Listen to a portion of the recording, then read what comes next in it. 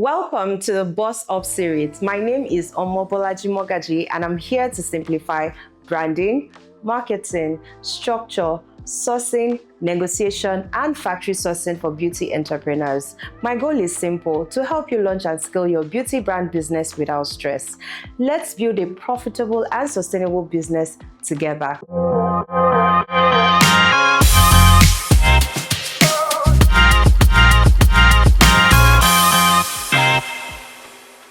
Now to the crux of today. Are you thinking of traveling to China as it has become a trend? Let's talk.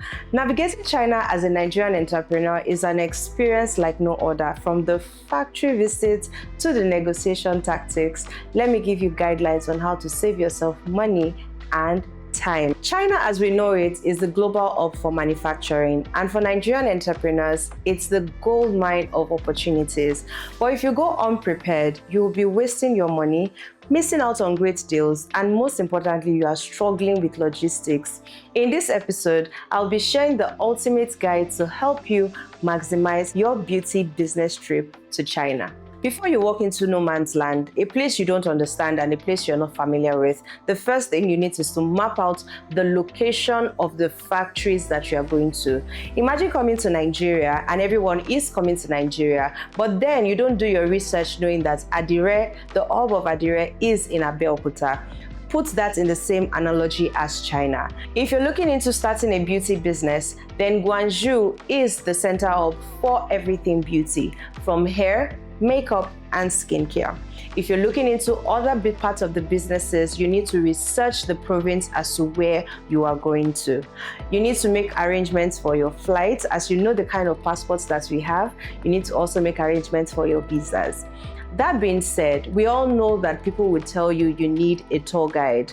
I know that. However, if you have the right resources and the right research, you would then find out that the factories already have tour guides. That way you save a lot of money. So my point is, you need to plan and research everything from where you sleep, how you move around, where you go, where you're going to, the different states that you have to touch in order to solve that beauty pain point or that business that you're trying to find out. And another thing that people miss out is they just use the word, I'm going for Canton Fair. Have you done the research as to the list of industries that will be exhibiting during the Canton Fair and the period at which they were going to exhibit? So those things are very, very important. According to the current Canton Fair calendar, it's going on between April and May, and there is no major category for beauty as we have only fashion listed. However, for Canton Fair in October, there will be an opening for beauty. So those are the tiny details that will determine when you take your trip and how you take your trip. The next thing are your factory visits and your negotiation tactics. After doing researches on the factories that you want to visit when you get to China, you need to have booked your factory tour in advance. They're not going to attend to you once you appear in front of their factory and want to do a tour, which means you have sent them emails, you have made phone calls in order to select a particular day and time to tour their factory. And one thing I've realized is with your existing manufacturers, you have a high tendency of actually visiting their factory. And when they see, you have to also provide your social media handle if you're already in the business, so they can see what you started doing. That way they take you more seriously and know that you are an actual business person. In terms of negotiation, there's the Chinese business culture and there's the Chinese way of business. When they ask you things like, where do you come from? It's not just a generic question, it's a pricing question. Should you mention America, your billing has doubled.